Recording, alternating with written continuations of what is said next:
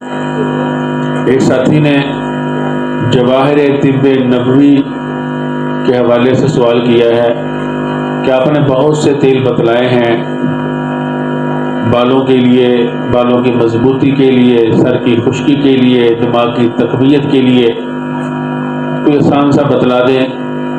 ویسے تو میں نے سارے ہی آسان بتلائے ہیں، بالکل آسان جو ہے وہ پھر یہ ہے کہ آپ ایسا کریں، دماغ کی طاقت کے لیے بھی ہے، اگر دماغ کے اندر رطوبت زیادہ ہے، ٹھنڈک ہے تو اس کے لیے بھی ہے، دماغی خشکی کے لیے بھی ہے، بالوں کی تقویت کے لیے بھی ہے، مگر ہے یہ تھوڑا سا گرم ہے۔ پھر تو سردی کے موسم میں آپ استعمال کرنا، گرمی میں اس کے استعمال سے ذرا باز رہنا۔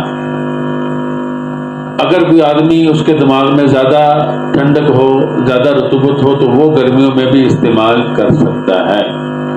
وہ یہ ہے کہ آپ پھر ایسا کریں، آپ کہیں سے اچھا زیتون کا تیل لے لیں، 100 گرام اچھا ہونا چاہیے، زیتون کا اچھے والا تیل۔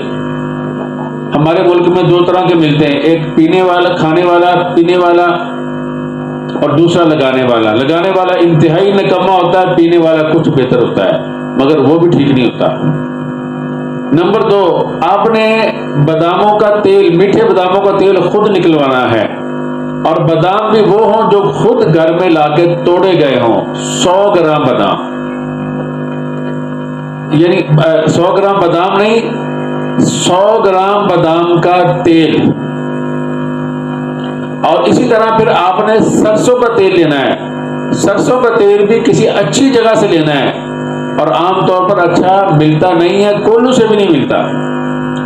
100 گرام آپ نے وہ لے لینا ہے، اور 100 گرام ہی آپ نے ناریل کا تیل، وہ بھی خود نکلوانا ہے، ناریل بھی اچھے ہونے چاہیے، کیمیکل والے نہ ہوں۔